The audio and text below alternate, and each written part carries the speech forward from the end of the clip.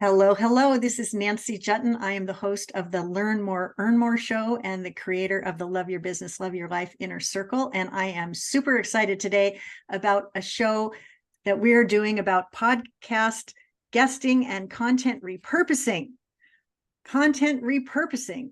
You probably heard people talk about this, and you're thinking to yourself, what is that? Why does it matter? And what can I do to make it happen? And that is a lot of what it is that we're going to be talking about today with my very special guest, Lyndsay Phillips. Not only is she my very special guest, but I am one of her favorite clients. Heck yeah.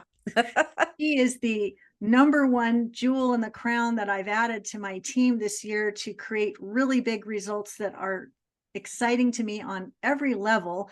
And that's why I just couldn't wait for us to have this conversation. So welcome, Lyndsay, to the show. I'm so glad to be here. I always love being with you. You are such a gem. Speaking of jewels. Oh, thank you so much.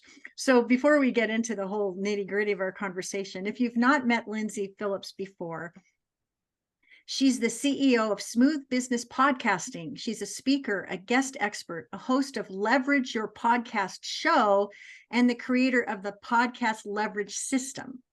While growing a successful content marketing agency and launching a ton of podcasts, including her own, she quickly learned the true power of podcasting. Passionate about helping clients strategically leverage and repurpose their podcast interviews, she creates branded, authority-boosting content that expands your reach, attracts your ideal client, and generates leads, and in my case, cash. Yay. What Lyndsay's doing for me is bringing in the clients. And that's why I want you to be leaning in and paying attention, because this is a ninja resource that needs to be front and center in your business if speaking up and sharing your message is a priority. Now, she's also been featured on MSN, NBC, Fox, published on the Huffington Post, guested on podcasts like John Lee Dumas' Entrepreneur on Fire, that is hot, and Joe Fairless's Best Podcast Ever, and has shared her expertise on numerous stages, including PodPros and PodFest, getting a Guinness World Record, I might add. And her highlight was sharing the stage at Service Business Edge with Mike Michalovitz and Jay Abraham. She loves helping entrepreneurs build their authority, increase visibility through the power of podcasting, and all these things that we've talked about. So we've established your authority. I think you sound like a pretty cool rock star. Oh, thank you. Glad you're here. What is your favorite part about content repurposing? How did you discover that content repurposing was going to be that sliver of the market that you were going to own and be so brilliant at? Yeah, it wasn't, I was like a VA that did like background techie stuff. And it's weird how your path just like morphs, right? And as I grew my VA firm, I started to do more like social media and images and content and writing. And I discovered, and writing my own blogs, I discovered that I actually really enjoy it. I love the creativity of it. I like to read. I'm an avid reader. And I just found that my clients were getting really good results from the content that I was creating. And then I obviously just learned more as I grew. And then I changed my business to just content marketing. And then as podcasting came up, morphed into podcasting. And then I just kind of like kept my foundation of that content marketing piece and want people to leverage their podcast, not just, it be a silo sitting over there in iTunes as some separate entity, that you can like leverage it and use it and repurpose it in a way that is giving your own unique perspective on the topic and helping your clients and serving them and giving them solutions. I always say that content is not just content. Like, you don't want to, you're not creating it just for the sake of creating it. You want to create it so that you can reach your goals. And so I just love the psychology around it, and the creative aspect. Well, I love the way the execution happens, because you're talking about taking things away from the silo of iTunes and sharing them in other places. And you and I were talking in the green room a little while ago. You and I crossed paths in June of 2023. I asked you, were there ways that we could repurpose and repackage and share some of my best keynotes, summit interviews, and podcast guest episodes so that I could be visible without going live all the time? Yeah. And you said, yes, I can do that. And just this week, someone said, I saw the YouTube short about your commitment to building a boutique business, serving a jewel box of amazing clients that you love and get to serve. And that's when I knew I needed to call and whip out my credit card and do business with you, because that's what I'm trying to do too. And I it was love like, that. bam. Not everybody's prepared to sit down for 20 or 40 minutes to listen to the full episode, but people will listen to a minute or two.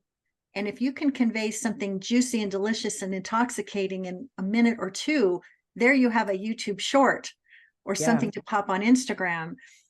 And that's what you've been doing for me. And it's been really fabulous. Good. I'm so glad you're having a great experience. And I honestly, I think it all starts with the content that you're creating.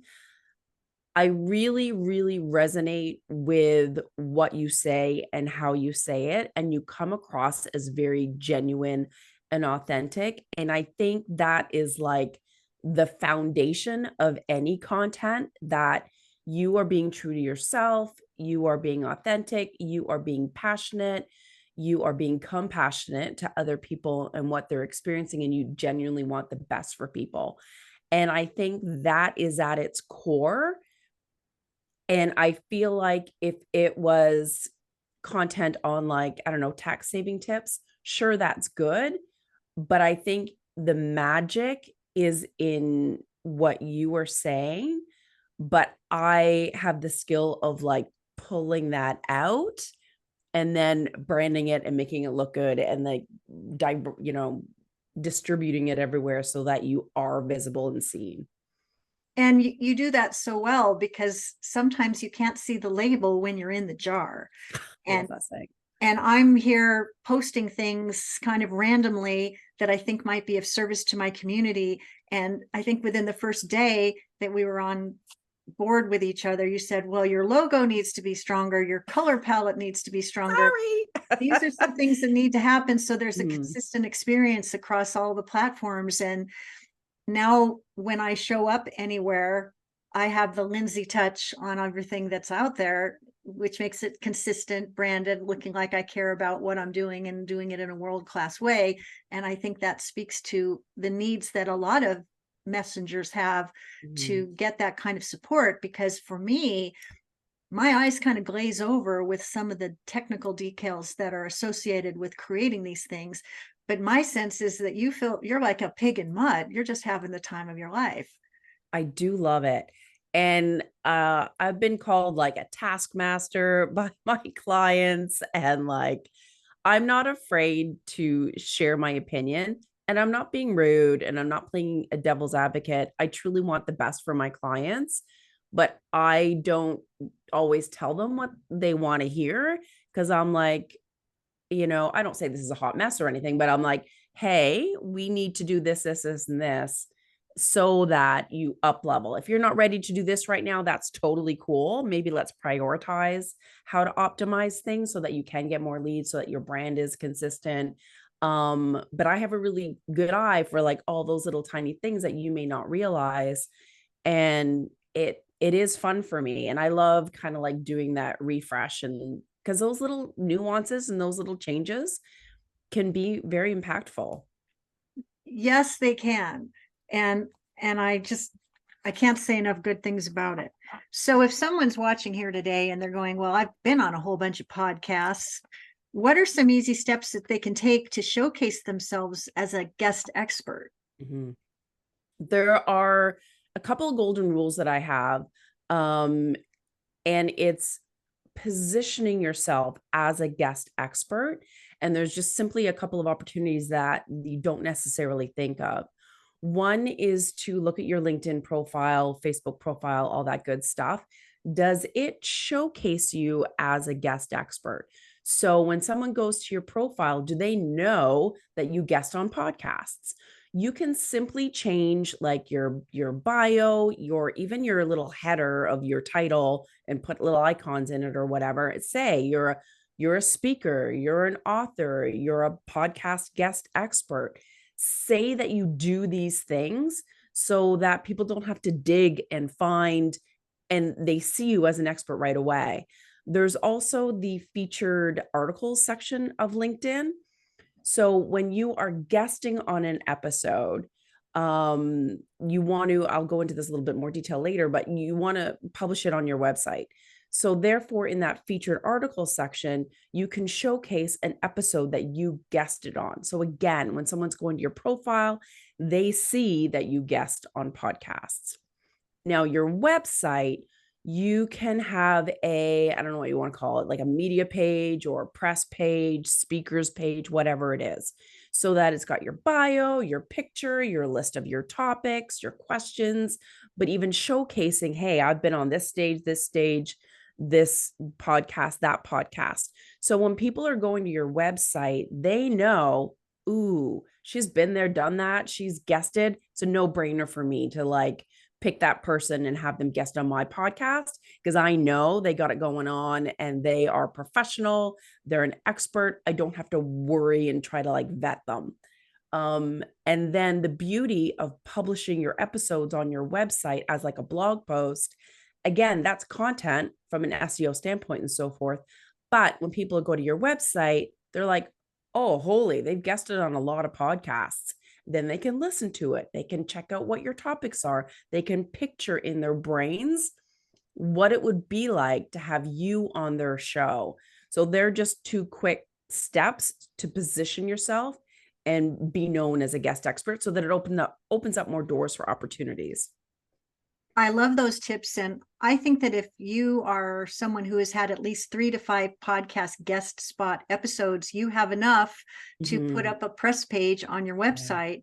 Yeah. And when you have 40 or 100 or more episodes posted on your podcast press room, when someone lands there, the wow factor that they experience boosts your credibility even faster, because as a host, and you're the host of your own show.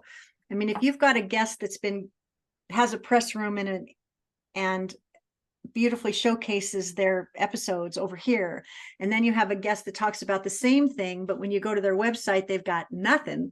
Yeah. What do you do with that? I'm picking the one that's showcasing the episode. And I'm also picking the people that are like promoting it on their social media channels, because as a host, I want people to share the episode. I want to extend my reach. Let's talk about that just for a bit. You know, there are quite a few people that are writing books today, and one of their goals is to get on a lot of podcasts to talk about their books so they can sell a lot more books. And my experience has been with some authors that they're kind of transactional in the way that they approach their podcast guesting. I'm going to do 20 podcast guest up spots, and I'm going to go one right after the other. But some of them never even think about repurposing. So what do you think about that? I think that's naughty. Help people that don't know better understand why this matters. For sure. I feel like, one, you're doing the host a disservice by not sharing it. I feel like you are, again, not appreciating and valuing the relationship that you have with that person. And as you know, in business, relationships are everything. You network, collaboration opportunities. From guests that, shows I've been on and so forth, they've thought of me for like speaking on summits or introduced me to other podcast hosts. So you really need to value that relationship. The other element is that you want to control your own marketing, your visibility, your authority. If you're relying on the host to do that for you, you're missing out on a ton of opportunities, because some hosts, unfortunately, may not display that episode in the best light. They may kind of like not diminish, but like not showcase what it is that your brilliance really well, because they aren't you. They may put it out in social a little bit, but maybe they don't put it out on all channels, or they don't distribute it everywhere. They don't email their list. Who knows, right? You can't take it for granted that they're going to share it everywhere to everyone and you're going to get all the juicy people coming in. You need to take control. And so by putting it on your website, by pulling out those tips, pulling out those little sound bites, those juicy nuggets of information that you share on those episodes, and using them for reels, videos, carousels, whatever it may be, you're taking control of your own exposure, your visibility, and how you're being showcased into the world. And it's your content. Why not show your brilliance so that you can attract your ideal client faster? It's just, yeah, I think people just don't realize the impact and the value of using those episodes. Well, and since you brought it up, not long ago, I participated in a summit, and it was a big deal. And I was the day one speaker, and I asked the host, would I be allowed to have access to the MP4 video file so that I could post it on my YouTube channel, and also ask you, Lyndsay Phillips of Smooth Business Systems, to repurpose the best possible juicy nuggets from it. Well, you could have knocked me over with the feather last week when the repurposed summit interview reached 10,418 views with an average length of viewership of 30 minutes. I sat there at my computer and I thought, who even thought this was even possible? It clearly resonated. And so why does this matter? Because this host is saying, this person who was the host, Nancy Solomon, of course I tagged her in the show notes. Of course we mention her company in the show notes. Of course we're sharing the stage with her, so she's thinking, oh my gosh, who even knew this was possible? What if you could get 10,418 views of your particular whatever it was, and people came away with a soundbite or a nugget that made them feel like you were the expert that was going to be the answer to their prayer, and that they were reaching out to you with their credit card in hand, ready to say, I'm ready to do business based on what I saw and heard. This is the possibility that we're painting for people when they learn how to repurpose properly and make it a standard operating procedure in their business, right? Absolutely. And again, it's like, there's even podcasts out there that don't use the video of their podcast. They don't put it up in YouTube. It's like, by not doing it, you're actually closing the door on potential leads and clients. And so you want to keep as many doors open, and you want to like put your fishing rod out there, throw out your magnets, and you want to attract those leads and, warm them up and gain that trust. And how better than video is to, create that level of trust and liking, and talking to them in a way that speaks to them on an emotional level, then that's how you attract your ideal client. And so by, just putting something out once over here and not all of these other avenues, you legitimately are closing the door on potential clients. And that's not something any of us mindfully want to do. No. So I think we've danced around this a little bit, but what is the biggest mistake that podcast guests make when it comes to promoting the episodes once they are live?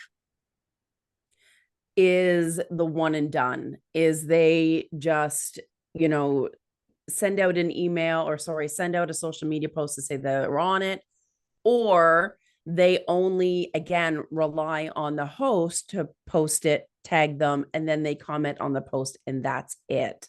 It's like, you really need to value that relationship and the opportunities that creating more visibility for yourself holds. Funnily enough, a lot of people forget to email their list when an episode goes live. I'm like, that's crazy to me. You've done lead gen, you've maybe spent money on Facebook ads to get people on your e-list. You have a captured audience. You want to stay nurturing them. You want to be top of mind. You want to showcase your expertise and connect with them in a human way. And like you said, that one video clearly resonated.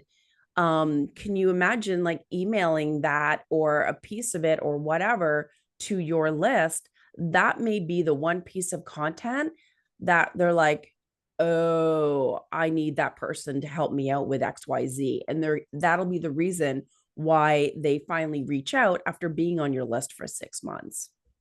I couldn't agree more. And something that I do sometimes is I'll say, be sure to tune in to minute number 15 on this show where you hear something I've never shared before that could be a game changer, especially if you want to accomplish whatever. Yes. It's sometimes I see people make posts like, I'm so honored to be seen, heard, and celebrated on ABC podcast, which doesn't really say anything. It just says, look at me, I was on another show. But if you're going to be repurposing, try to pull out some juicy nugget at minute number 13.5. Yeah. So there's enough intrigue. Gosh, I don't want to miss that. Then it's Yeah. more about the audience instead of about you, right? Absolutely. And yeah, you want to give someone a hook or invoke curiosity or give them a reason. Like if you're struggling with this, I shared this tip in this episode, here's a quick takeaway you can do right now, but I dive deeper, go listen to the whole thing. So Yes. that's the kind of approach that you want. And like, and you obviously know from the content that I've created for you, but it's like, even when you're sharing like a carousel or a soundbite that's like a square video clip on LinkedIn or whatever, yes, it's good to put that out there and obviously brand it and what have you. But you can also say in that post, I also share a tip about this and this, if if that interests you, kind of a thing, I'm going to put the information below. And then in the first comment, share the link to the whole episode.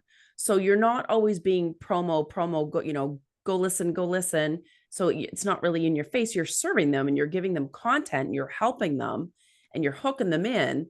And then they're like, ooh, that is juicy. I do want more. And you're not making it hard for them to find it.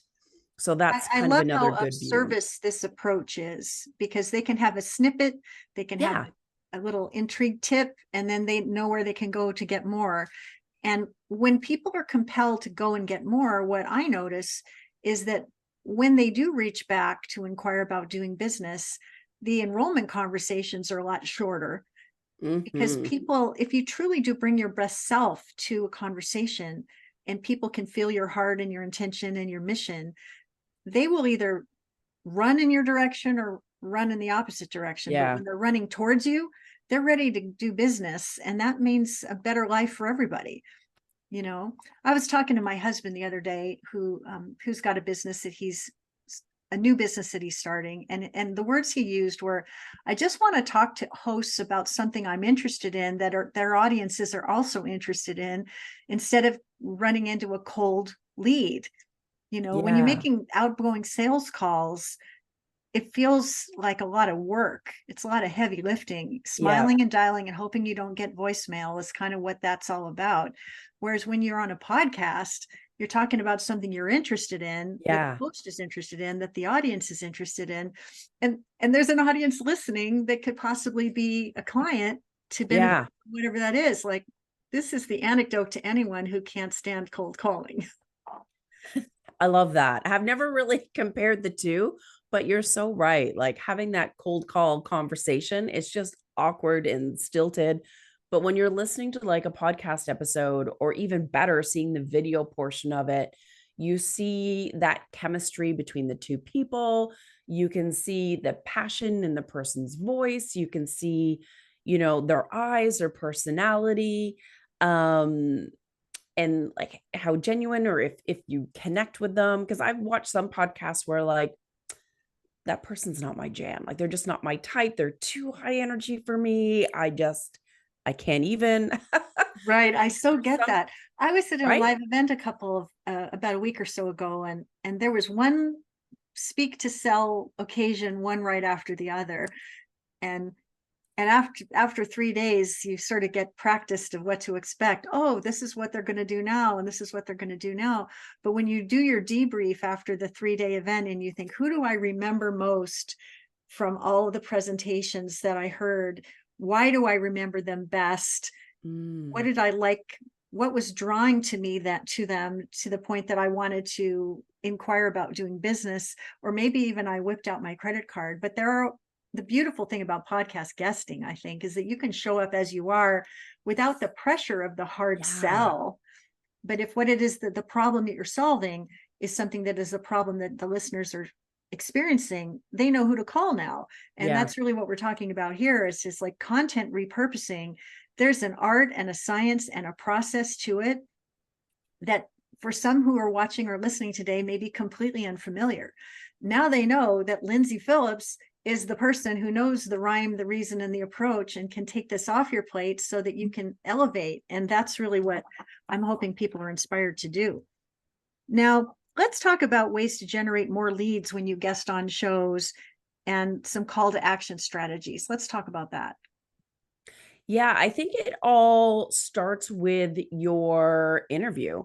Really, it's like if you think of the topics and the questions, you want those questions to be able to guide the conversation in a way that you can talk about what it is that you do, but also in a way that you can seed like how you do it, your success stories and all that stuff, but also to share a resource for the audience that feels like a natural next step.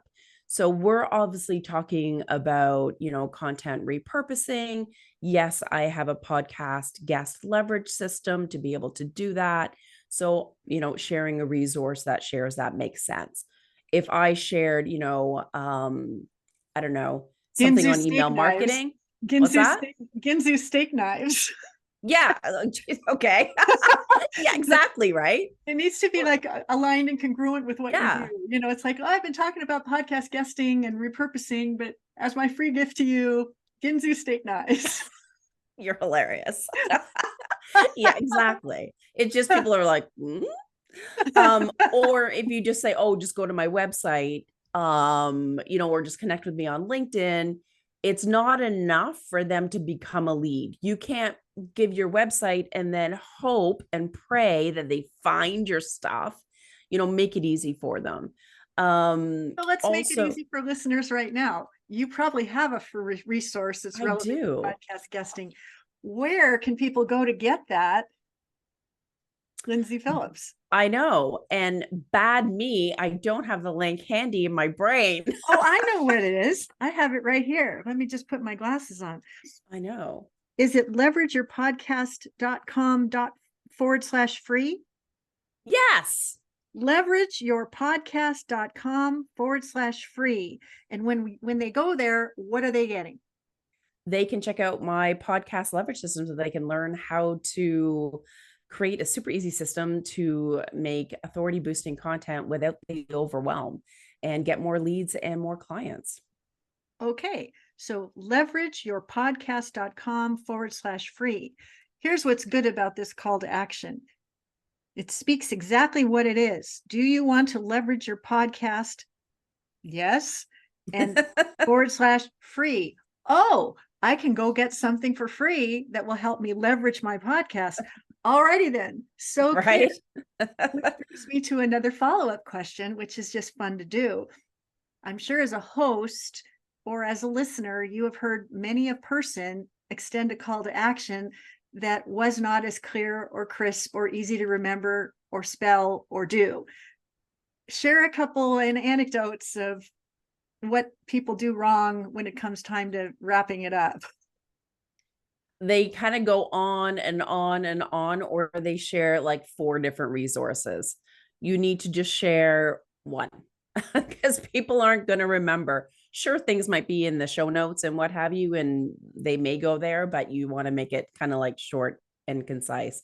And it is worth paying for domains at GoDaddy for it to be like a resource. And like, because if you, let's say my website was Lyndsay Phillips, people aren't going to know how to spell that. And if it was lindsayphillips.com/go get your free resource, it's like, oh man, that's long. Yeah, I have one, mediaonesheetnow.com. Do you That's need a media good. one sheet and you need it now? If you Yeah. do, go to mediaonesheetnow.com. Literally Easy. thousands and thousands of people have gone to get that PowerPoint template Yeah. to help them get media savvy, media ready, and on message right away. So easy to spell, easy to say, easy to remember. That's a important method for having a call to action at the end of a show. Very. Now, how can we do this without overwhelm?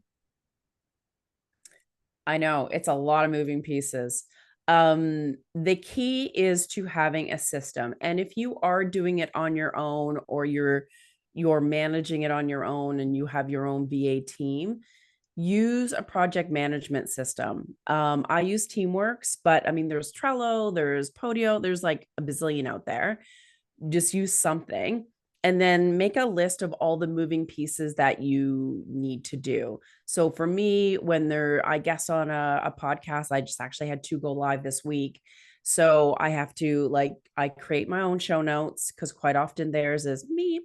So I create my own show notes, I create an email, I create social media posts to share it, I get the video and create the video clips. So there's all these little steps. And so I have a task for every step. Some of them I do, some of my team do, and then they schedule the post. So it's just kind of like, as soon as an episode goes live, bing, bing, bing, bing, bing. We all know what we need to do by when. And then it's like, it just takes it off your brain, right? It just gets done. So here's my suggestion.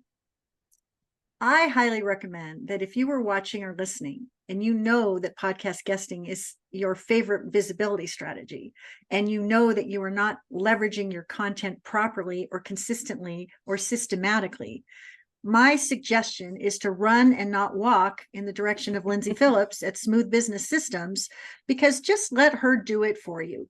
Let her and her amazing Yes. team do it for you, because that is what Absolutely. I have elected to do. Thank And as you. I said earlier in the show, is the single best decision I made this year to allow for me to be visible in ways that represent me well without stealing my energy or my time, so I can keep my focus on being brilliant in service to my clients that I'm so fortunate to serve. It's worth the investment for the way you show up and serve, and the numbers are not lying. I am getting new clients from my shorts. Yay. I am getting qualified enrollment conversations on my calendar from these videos and things. The engagement on my LinkedIn, the numbers are off the charts, amazing. And I'm actually going to dial all that in and do some kind of a case study for Lyndsay to share with all of her potential future clients, because, you know, I really take a stand that you should love your business and love your life, and one without the other isn't good enough. If there are things on your plate that are causing the cringe factor, that are also bringing about consequences because you're not doing them, Yeah. it's time to bridge the gap. And so I'm so honored and thrilled that you would make time to be a guest on my show, Lyndsay Oh, I'm Phillips. honored. And thank you for bringing the value. Is there any, in addition to making sure that people go to leverageyourpodcast.com/free, any parting words that you want to share before we ring off? I think people have a hesitancy of asking for help or asking for support. And I think you need to, like, give yourself that opportunity to, like, let your shoulders drop and ask for help. There are things in my business that I'm not good at. I ask for help. It's awkward at first, but then it's like, oh, that's so much better. And you just see the growth in your business when you do actually kind of like release some of that control. Well, It's hard to do I call it sometimes, bringing but in the reinforcements, you know. ooh, I like that. But let's bring in the professional reinforcements.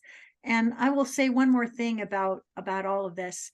You know, you speak up on a podcast, you drop some golden nuggets, there's some sassy sound bites in there. You know where the highlights are, because now with Chat Yeah. GPT and YouTube transcripts, you can quickly scan and find them. And they're like a dagger to your heart. You know when you've landed on a message. Yeah. But the thing that I like is when I'm working with you, you come forth with the proofs of what you've created. And you're such a good writer, and you get the essence of what it is that I'm doing, that I don't find myself having to really do much.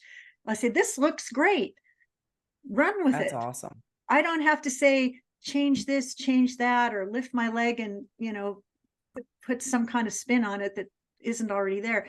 It's already done for me in such a way that I feel like